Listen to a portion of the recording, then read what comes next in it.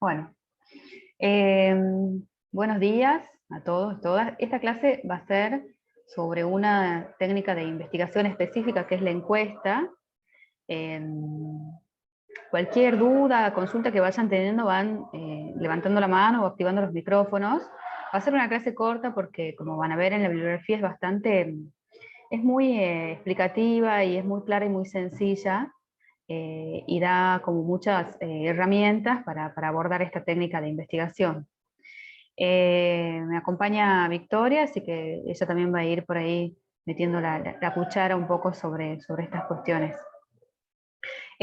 Porque suele suceder que la encuesta a veces es como la técnica que más conocemos y no nos imaginamos que puede tener tanto desarrollo teórico sobre ella, y hay que cumplir con muchos pasos para elaborar una encuesta que sirva, digamos, a los fines de la investigación.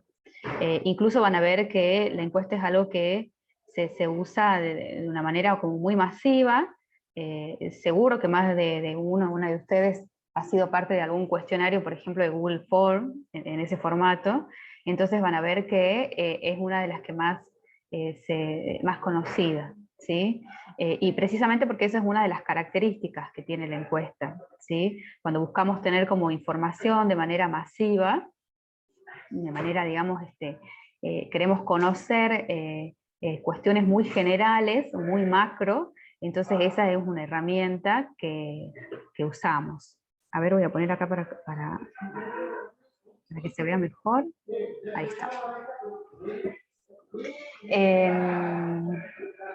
Bueno, es necesario que sepan que, digamos, la técnica de investigación es la encuesta, ¿sí? Pero el instrumento que utiliza es el cuestionario. El cuestionario es, digamos, esa herramienta, ese instrumento por el cual se lleva a cabo la encuesta, ¿sí? O sea, es el conjunto de esas preguntas, y es de esas preguntas que son estructuradas y que tiene como objetivo buscar la información. Esa información que se busca conseguir es sistemática y ordenada, ¿sí? Estandarizada, como se le dice, ¿sí? Bueno, digamos, las características más generales de la encuesta y estas que veníamos hablando, tiene que ver con que, bueno, por un lado es una técnica de reporte personal, ¿sí? O sea, va dirigido, digamos, a las personas, se busca la información a través de las personas, ¿sí? Si bien proviene de un contexto de investigación cuantitativa, eso no significa, como para que no se confundan, que sus preguntas no sean cualitativas o que sea usada para una investigación de corte cualitativo. Además, ustedes como han podido ir viendo, especialmente en el desarrollo de estas últimas clases, que obviamente las técnicas de investigación cualitativa y cuantitativa también se combinan y que de hecho, digamos, eso de alguna forma genera como un mejor desarrollo, digamos, de la investigación. La encuesta usa mucho la estadística, digamos, la estadística vendría a ser como la herramienta que utiliza para sistematizar los datos, así que van a ver siempre una relación entre el uso de la encuesta y la estadística, porque busca llegar, digamos, a esos resultados, a porcentajes, a esos resultados, digamos, de esa forma. Sirve para medir aspectos superficiales, o sea, no, digamos, detalles de la información que se quiere lograr, ¿sí? O sea, por ejemplo, ustedes quieren medir mediante la encuesta cuál es la cantidad de personas que ha podido acceder a las vacunas contra el COVID, ¿sí? Eso no sé, digamos, para medir otra cosa si nosotros queremos, por ejemplo, saber cuál, no sé, en ese sentido, por ejemplo, queremos saber cómo ha sido el desarrollo, digamos, o cómo ha sido el uso de las vacunas, o cómo ha impactado eso dentro del sistema de salud, o cómo un determinado hospital, por ejemplo, ha llevado adelante el procedimiento, o cómo se ha actuado, digamos, en el marco, digamos, del COVID. Quizás eso se necesite como una entrevista más detallada, por ejemplo, con el director del hospital o directora del hospital, para saber como la información más específica, más detallada de cómo ese lugar ha sido, qué impacto hubo, o cuánto, no sé, como si se, o sea, si se necesitan información más detallada, la técnica como que más se recomienda es la entrevista más que la encuesta. Bueno, después, ahí Vicky quiere hacer un aporte. Sí, ahí, bueno, más que nada, cuando hablamos de aspectos superficiales, de la propia vamos a ver cuestiones, por ejemplo, voy a dar más ejemplos porque es una mejor forma de entenderlo.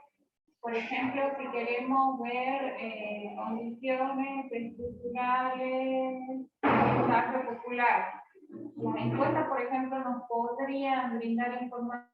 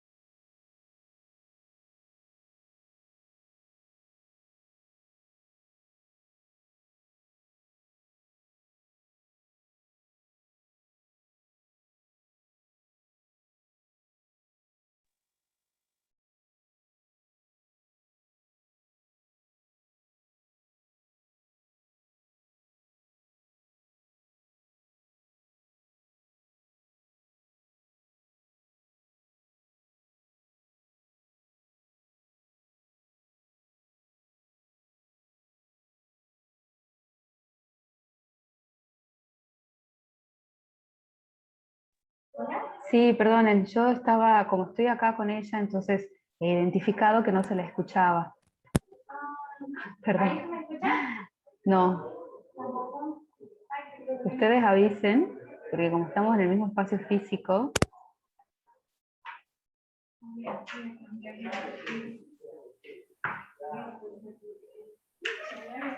Bueno, ahí está conectándose.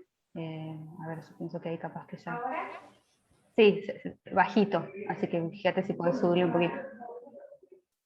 Estábamos hablando de los aspectos superficiales y lo que Victoria traía son más ejemplos sobre cómo se usa, las ventajas de usar la encuesta en cuanto a indagar sobre aspectos superficiales.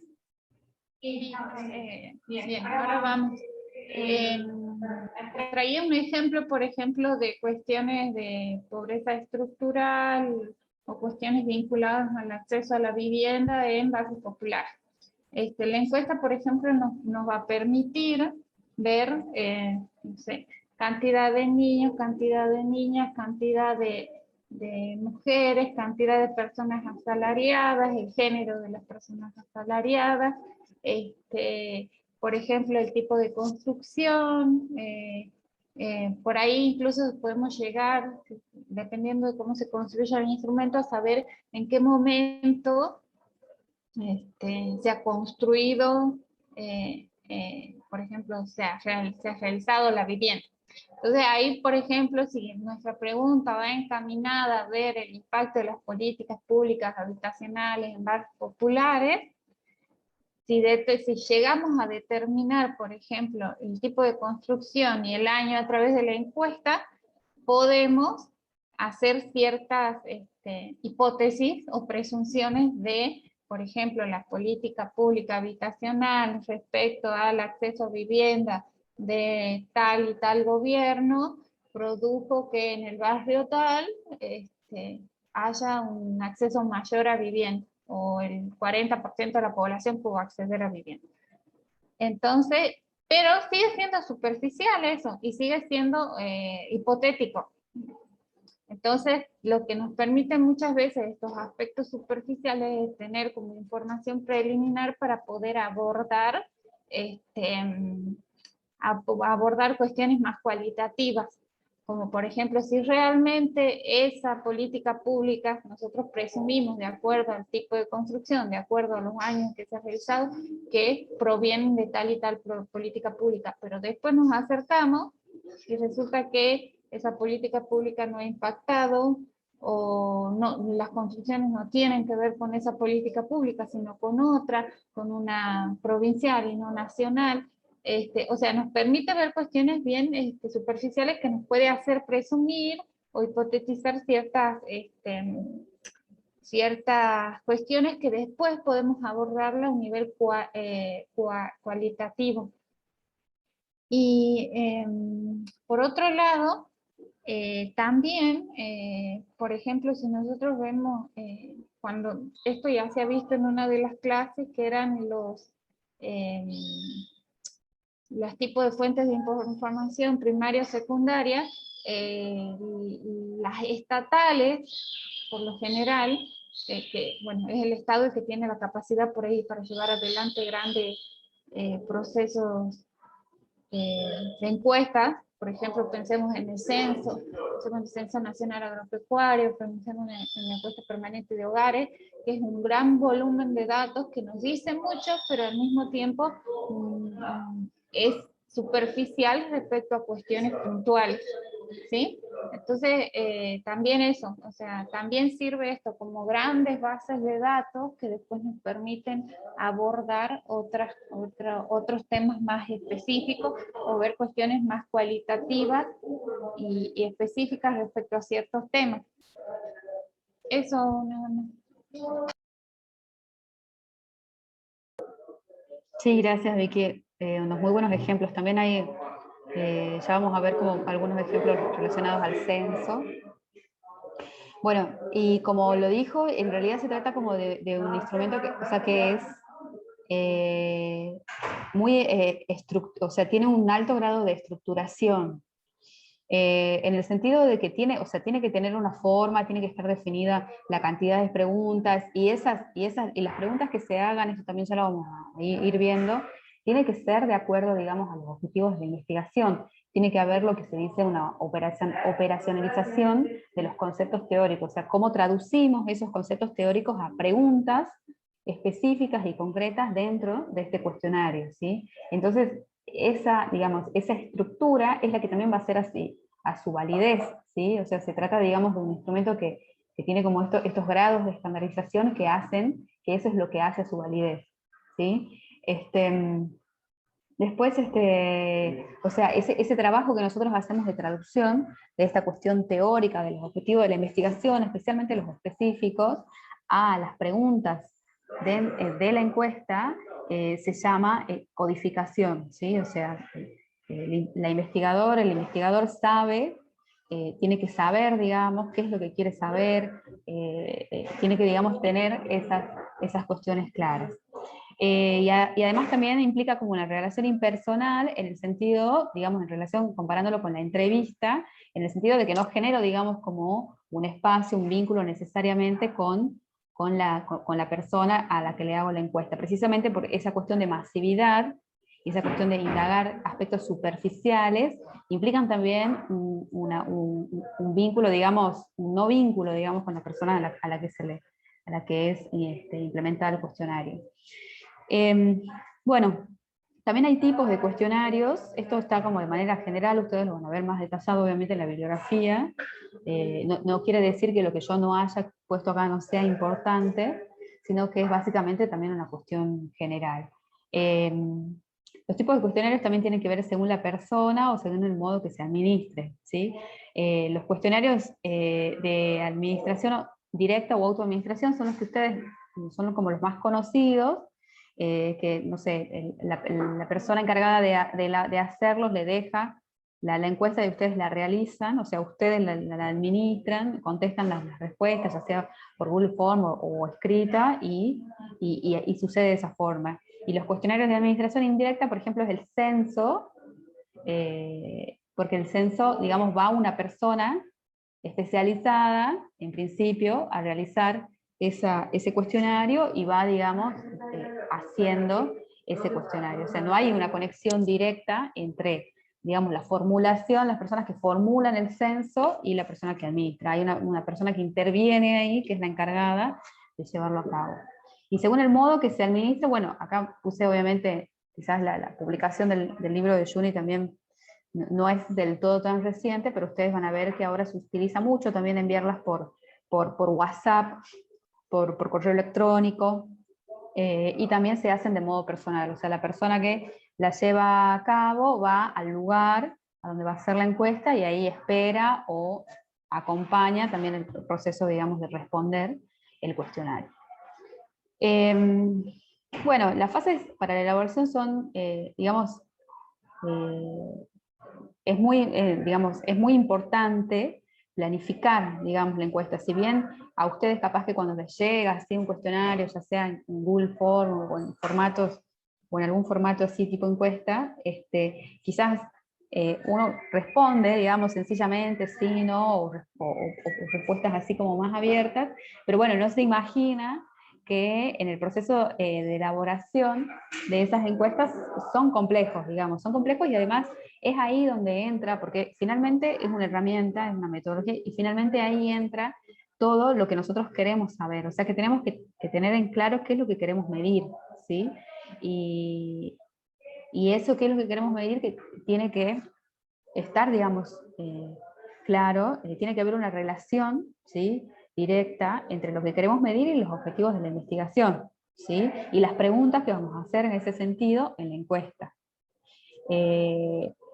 Digamos, esas conceptualizaciones que nosotros tenemos en nuestro plan o en nuestra propuesta de investigación son las que se van a traducir, digamos, en variables o en indicadores, que son los que se van a medir, digamos, en la encuesta, ¿sí? Entonces tiene que haber esa relación. Perdón.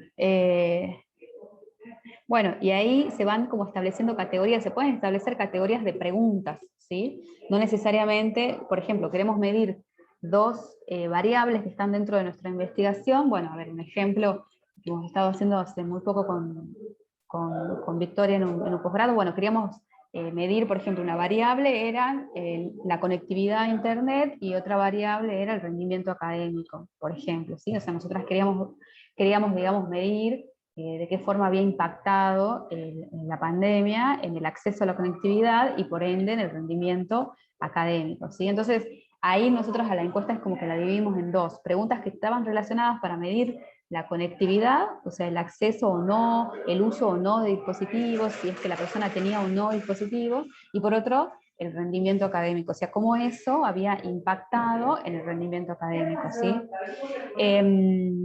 Digamos, para poner así ejemplos muy generales.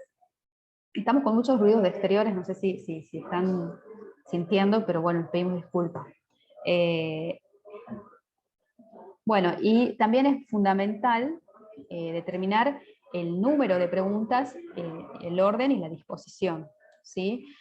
Hay veces que nos llegan encuestas que son como muy largas y que en realidad se hacen como complejas o difíciles de responder. Entonces, todo esas son cosas que tienen que ser tenidas en cuenta, ¿sí? Hay algunos tips, así que te dicen, bueno, obviamente que 20 preguntas en una encuesta es mucho, bueno, también depende del contexto y de la población a la que va dirigida. El orden también es fundamental porque es necesario que la persona que responde esa encuesta se adentre, digamos, en el tema y en la situación. Y como de alguna forma se involucra mediante su respuesta, de alguna forma, es necesario que tengan un hilo conductor, que sean relacionadas unas con otras, que lo vaya llevando, digamos, al tema, y que no sean incoherentes o que se salten de un tema u otro, o cosas así. Bueno, en términos generales, el cuestionario, digamos, elegir un determinado cuestionario depende de los objetivos que tengan ustedes en su propuesta de investigación, en el estudio, las características de la población a la cual ustedes vayan a encuestar. O sea, no es lo mismo encuestar a personas, digamos, a estudiantes universitarios que a estudiantes secundarios, ¿sí? No es lo mismo encuestar, digamos, a profesionales de la salud que a abogados y abogadas. O sea, no es lo mismo, digamos, encuestar digamos, a lugares, a personas que viven por fuera, digamos, de San Miguel de Tucumán, que personas que están dentro de San Miguel de Tucumán. O sea, también determinante la población a la que va a ir a ser dirigida. Y los términos de la encuesta, las palabras, tienen que ser adecuadas también, tiene que haber un proceso de adecuación de las preguntas a la población a la que va dirigida, ¿sí? Nunca va a ser lo mismo hacer cuestionarios a niños y niñas que a adolescentes o adultos. Tampoco nunca va a ser, por ejemplo, lo mismo hacerle cuestionarios a mujeres que de alguna forma sabemos que están en una situación estructural de desigualdad o de violencia, que, digamos, a otros sectores de la población. Entonces es necesario, digamos, hacer esa adecuación. También es necesario tener en cuenta los recursos con los que se cuenta, ¿sí? Porque, bueno, si bien ahora hay muchas cosas que están facilitadas por el uso de las herramientas informáticas, por el uso de la tecnología, por ejemplo, Google Form, que ayuda mucho, digamos, y que tiene mucho alcance, incluso en esos casos es necesario, en esos casos es necesario que sean, por ejemplo, una cosa que hay que tener en cuenta es si las personas a las que queremos mandar esos cuestionarios tienen acceso a Internet o no, ¿sí? Porque saben que no todas las personas tenemos acceso. Entonces, sí es necesario tener presente cuáles son los recursos materiales humanos con los que contamos para llevar a cabo las encuestas. Y obviamente también el tiempo disponible, porque si evaluamos que es necesario llevar los cuestionarios a, digamos, queremos trabajar, como dijo la Vicky, en acceso a la vivienda y nos vamos a algunos barrios digamos, que están populares de acá de San Miguel de Tucumán, bueno, capaz que no nos alcance el tiempo para recorrer todos los barrios que hay, bueno, y haya que evaluar otras formas de, ¿sí? Bueno, a ver. Sí, sí. Y ahí agrego, pensemos, por ejemplo, volvamos a estos ejemplos del censo, el Censo Nacional Agropecuario, para pensar en las características de la población y, bueno, y el objetivo. El objetivo del censo, ¿se escucha? Hola. El objetivo del censo es conocer la cantidad de población dentro del territorio nacional, ¿verdad? Para conocer la población dentro del territorio nacional, se prevé como las mayores, o sea, se pone sobre la mesa que existirían un montón de dificultades, por ejemplo, si el censo de repente suministra la información, el cuestionario va a ser suministrado de forma, no sé, por un cuestionario de Google Form. ¿Por qué? Porque se prevé que no toda la población del territorio nacional pueda participar de eso. Entonces, se decide en función de eso. Voy a hacer un censo y para que pueda llegar a toda la población y pueda definir y pueda medir concretamente toda la población, necesito todo un equipo de personas y necesito que el cuestionario sea administrado de forma personal, casa por casa. O pensemos también en el Censo Nacional Agropecuario, por ejemplo. Es también un despliegue del Estado a la hora de realizarlo. Ahí, por ejemplo, se miden, la mayoría de los establecimientos agropecuarios están en zonas rurales, lo que implica que si preveemos o lanzamos un cuestionario de forma online, muy probablemente los pequeños productores que viven, por ejemplo, en medio de la puna o en medio de la quebrada, en el norte o en el sur, en algún lugar inaccesible, no se va a ocupar y no va a poder básicamente acceder a ese cuestionario. Incluso quizás ni siquiera conozca que se está llevando adelante un censo. Entonces, previendo esas situaciones, ¿qué se hace? Se despliega todo un mecanismo donde, de nuevo, se realiza de manera presencial y los encuestadores van con el formulario personalmente, establecimiento por establecimiento. Y o sea, las decisiones que se vayan tomando van a obedecer eso, a las dificultades que se puedan presentar y qué voy a medir, qué quiero medir en general.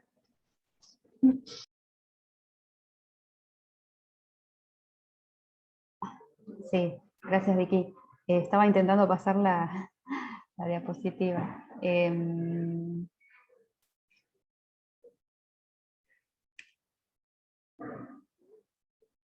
Bueno, digamos, continuando con las fases de la elaboración, ustedes van a ver que también acá entra ya como más específico en cuanto a la cuestión, digamos, más formal, si se quiere, bueno, determinar qué tipos de preguntas, ¿sí? Eso también es fundamental. Eso también va a estar como relacionado con este procedimiento que hagamos de esta traducción de nuestros objetivos, conceptualizaciones a estas variables como más de la realidad que queremos medir, y etcétera. En ese sentido, bueno, hay varios tipos de preguntas. Están las preguntas, digamos, abiertas, las preguntas cerradas y las preguntas semiabiertas o semicerradas, ¿sí? Las abiertas son las que buscan esta información como más cualitativa, ¿sí? Que por ahí se encargan de medir un poco la opinión, la percepción, las actitudes, los sentimientos de las personas, ¿sí? Digamos, algunas pueden ser también ser cerradas, o sea, uno puede preguntar cómo se sintió usted con durante el aislamiento social preventivo y obligatorio, ¿sí? Ahí, esa puede ser, digamos, se la puede considerar de una manera abierta, porque es necesario saber efectivamente lo que siente o lo que percibe, lo que opina la persona, que estandarizarlo o estructurarlo. Pero también se pueden poner, también se la puede hacer de una manera cerrada, es decir, con niveles, ¿sí? Con niveles, o sea, bien, muy bien, mal, algo así. Esas son las preguntas, digamos, cerradas y que están, digamos, se las ubica como por niveles, ¿sí? Eso van a encontrarlo bien desarrollado. También hay preguntas que se las ve en función de qué es lo que queremos medir, o sea, qué es lo que queremos hacer, digamos, medir con ese cuestionario, ¿sí? En el sentido de que, bueno, hay preguntas que se refieren a qué es lo que piensa la persona, qué es lo que percibe, qué es lo que siente, o preguntas que se refieren a las características generales, o sea, cuál es la edad, dónde vive, dónde trabaja, digamos, todas esas preguntas, ¿sí? Son las que se van a tener que definir y elegir, o sea, y la selección de esas también depende de lo que queremos medir, ¿sí? Hay veces que no necesariamente nos sirva saber la edad de las personas o, digamos, o no sé, el nivel socioeducativo o esas cosas, o a dónde vive, a dónde reside, y lo que queremos medir en realidad tiene que ver con las percepciones, los sentimientos y las opiniones nada más. Pero hay otras veces que sí. Entonces, esa selección de esas preguntas también va a depender de qué es lo que queremos medir. Bueno, también habíamos hablado por ahí de cuál va a ser el formato. Ahora se usa mucho Google Form, lo que no quita que también se puedan utilizar otras herramientas, ¿sí? Entonces también va a ser determinante el tamaño de letra, todo lo que sea, digamos, a que la encuesta, el cuestionario sea más ameno, también tiene que ver con decisiones que se toman previamente y que se planifican previamente, ¿sí? Después, por ejemplo, algunas cuestiones accesorias, como ser cuando yo quiero, por ejemplo, implementar la encuesta a personas a las que no tengo llegada, pero a las que necesito de alguna forma tener algún contacto mínimo, porque digamos, para asegurarme que ese cuestionario va a ser respondido, entonces lo envío por mail a una cantidad de personas determinadas, pero también le hago como una introducción, es decir, también a veces es necesario que eso depende, digamos, del objetivo de la investigación, de todas estas cuestiones que se van generando, por ejemplo, hacer una introducción, digamos, escribir un mail, mandarle el formulario, pero también tengo que hacer una introducción, porque si no la persona lo recibe, capaz que no le interesa, no le llega y no la hace, ¿sí? Entonces decimos, bueno, soy tal, estoy realizando esta encuesta, me resulta muy importante la respuesta que pueda conseguir, o sea, todas estas cuestiones que van vinculadas a esta introducción, a esta presentación en el cuestionario, también son cuestiones accesorias y que a veces son fundamentales. A ver, no sé por qué se me traba a mí el...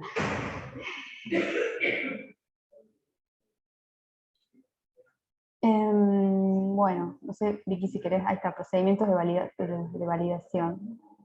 Después, algo que tiene que ver ya, bueno, no sé si hay alguna pregunta hasta ahora, porque hasta acá estamos viendo como estas cuestiones más de formulación, y ahora vamos a ver algunas cuestiones más sueltas, como vinculadas a cómo se validan, y a qué pasa con las no respuestas, digamos. No sé si tienen alguna duda hasta acá.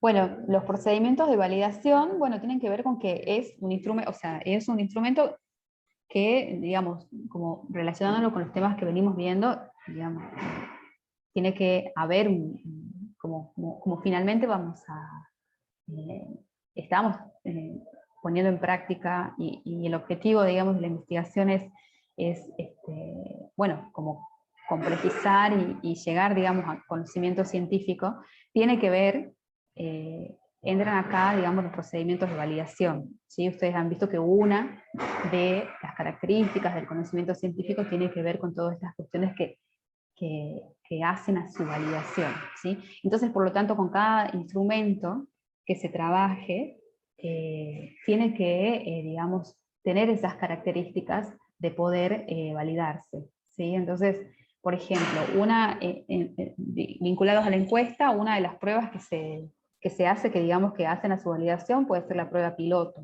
¿sí? O el pretest, ¿sí? Que es probarlo previamente con personas, para ver si es que realmente se comprenden las preguntas, para ver si es que realmente tiene como este hilo conductor entre las preguntas, entre las categorías, también para ir midiendo cómo son, digamos, estas categorías de respuestas, y para ver la duración de la encuesta, ¿sí? Porque también, esto que yo les decía hace rato, también es importante la duración. Hay muchas encuestas que no se hacen porque uno ve que hay 25 preguntas y no las hace, ¿sí? Entonces también hacer estas pruebas previamente sirven para asegurarse de que este instrumento va a servir y va a cumplir con ese objetivo de la búsqueda de la información de esa forma. Después tiene que ver con todo lo que tiene que ver con la validación interna y externa. Ya es digamos, la validez interna es algo que ya hacia adentro, digamos, hace el investigador o la investigadora, es decir, la validez interna tiene que ver con cómo se relaciona, digamos, digamos, la respuesta, ¿sí? Con las preguntas y con el marco conceptual, ¿sí? Con lo que conceptualmente estamos trabajando en la propuesta de investigación, con los objetivos y con lo que se quiere medir, ¿sí? Ese es el trabajo el procedimiento de validez interna que realiza la investigadora o el investigador. Y las cuestiones que se refieren a la validez externa son como cuestiones como más objetivas, que tiene que ver con medir si es que realmente se responde o no a la realidad lo que se logra, ¿sí? Esas son cuestiones como más objetivas que se realizan y que se analizan. Bueno, después hay algunas cuestiones, algunos problemas. Ustedes van a ver que ahí Juni también les trae cuáles son las ventajas de usar preguntas abiertas y preguntas cerradas, y después cuáles son también las ventajas y las desventajas de la encuesta en general, digamos, ¿sí? Hay muchas veces que esa cuestión de masificación o de buscar información superficial o de que sea un procedimiento completamente estandarizado, bueno, trae también como algunas cuestiones que sí, que pueden suceder, como cuando una pregunta no se hace, o con una encuesta no se cumple, ¿sí? O sea, cuando no logramos que tal grupo de personas cumplan con la encuesta, ¿qué se hace? ¿Sí? O sea, también son cuestionamientos que se realizan, ¿sí? ¿Cómo se cumple? ¿Qué se hace con esa no información, por decirlo, ¿sí?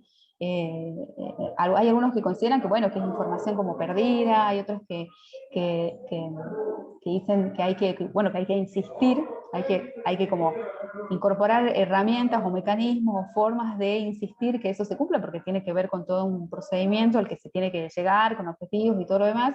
O hay también otros que dicen que, bueno, que se puede considerar hacer como una especie de submuestra sobre este grupo de encuestas que no se cumplan, y ahí ver cómo se insiste, cómo se logra, cómo se hace, o cómo se analiza esa submuestra no cumplimentada.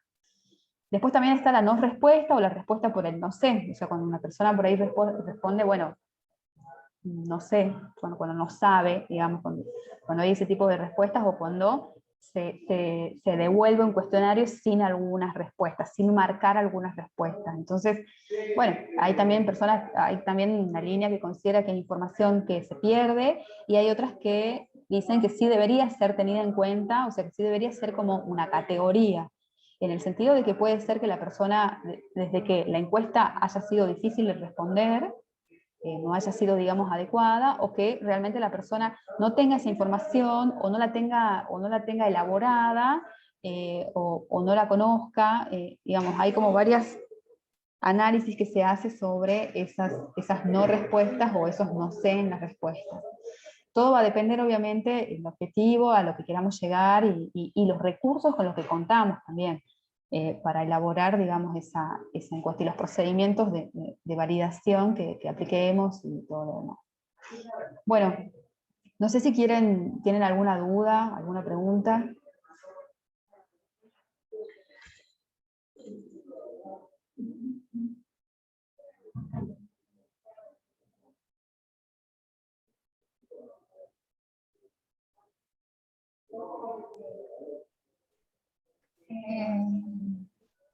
Bueno, probablemente para el trabajo, para el segundo parcial, para hacer un proyecto de investigación, se plantee como una de las consignas ver qué instrumentos o qué cómo elaboraría la parte metodológica, qué instrumentos utilizaría y eso. Así que estaría bueno por ahí que ustedes, en base a lo que van pensando como su tema de investigación, su problema de investigación, si la encuesta puede llegar a servirles para medir algo en particular que quieran medir, pero recuerden, siempre tienen que tener en cuenta esto, qué datos, qué información quiero obtener, y si esta es la técnica que mejor se adecua para obtener esa información, porque quizás no, quizás digo, bueno, voy a realizar encuestas, pero la encuesta no necesito más entrevistas que encuestas, o necesito observación, o necesito un análisis de documentación. Así que como ejercicio estaría bueno, así que vayan pensando de si esta técnica, en base a las características que tiene, les va a servir. Bueno, pensando en eso ya en el segundo parcial, y la elaboración del proyecto que es para el segundo parcial. Sí, como dice Victoria, lo bueno es que ustedes van haciendo como en proceso escalonado. Hay muchas veces que se llega a las encuestas de una forma improvisada, y no es la idea, porque por esta masividad que hay y por este acceso tan fácil que hay digamos, a formularios. Entonces a veces una se entusiasma y dice, quiero saber esto, y bueno, y hace las preguntas y manda el formulario, ¿sí? Pero la idea es que en este proceso que estamos haciendo podamos, digamos, podamos comprender o podamos analizar, digamos, este proceso de elaboración de encuestas, que dentro del marco de un proceso de investigación no es tan liviano y no es tan improvisado y no es tan espontáneo, ¿sí? El hecho de que por ahí sean preguntas generales o que sea de muy fácil acceso, por así decirlo, no significa que no sea un procedimiento estandarizado, estructurado, riguroso, sobre todo cuando está en el marco dentro de un proceso de investigación. Bueno, queríamos hacer algunos como anuncios generales de la cátedra. Vamos a estar subiendo las calificaciones del trabajo práctico número 3 el domingo. Hasta el domingo nos pusimos plazo para subir esas calificaciones, y las consignas del trabajo práctico número 4, o sea, de la unidad número 4, en esta unidad número 4, digamos, para refrescar un poco la memoria, hemos visto todo lo que tiene que ver con el marco teórico, con cómo se cita, con todas estas herramientas también de citado para el marco teórico. Es probable que las demos en el transcurso de hoy, ¿sí? Y obviamente que va a tener un plazo más extendido, ¿sí? O sea, eso no se preocupen por los plazos, porque sé que estamos ahí ya sobre fin de año, ya nos está pisando los talones, y bueno. Y después, las personas que, digamos, tengan que rehacer el trabajo práctico número 3, ahí obviamente que también les vamos a dar un plazo para rehacerlo, ¿sí? Por la cuestión de plazos no se preocupen, porque vamos a intentar que se llegue a todo, y además estos trabajos prácticos, el 4 y después seguramente lo que vamos a hacer con la unidad número 5, van a ser muy específicos y muy cortos, porque también ya estamos elaborando y ya se viene la fecha para que presentemos cuál va a ser las consignas de lo que vendría a ser el segundo parcial, que va a ser como la instancia en la que se va a trabajar ya con todo, ¿sí? Así que bueno, cualquier duda, pregunta que tengan.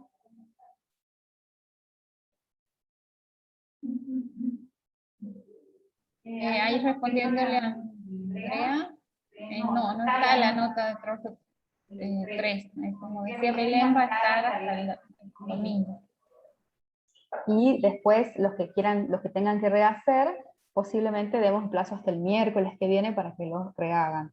Todo esto lo vamos a estar, ustedes lo van a ver en el aula virtual, y si es necesario lo vamos a avisar por mensaje.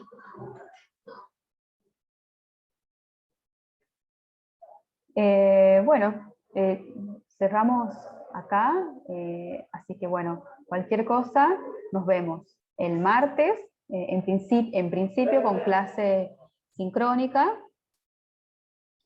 Vamos a seguir trabajando con técnicas de investigación. El martes creo que va a estar Victoria y Gabriel, ¿puede ser? Sí. Van a estar con algunas técnicas también de investigación.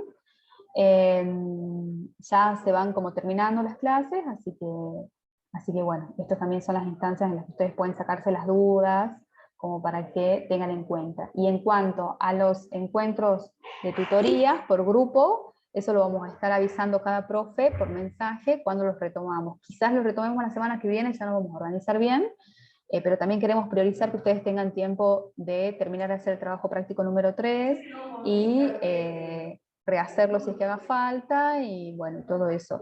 Seguramente que en los próximos encuentros grupales vamos a trabajar con los trabajos prácticos número 3, ¿sí? Con cuestiones específicas que hayan surgido de ahí, porque nos parece como estructural ese trabajo práctico, porque se ha trabajado como varias cosas, o sea, problema, pregunta, así que seguramente que vamos en los encuentros grupales vamos a trabajar precisamente con eso.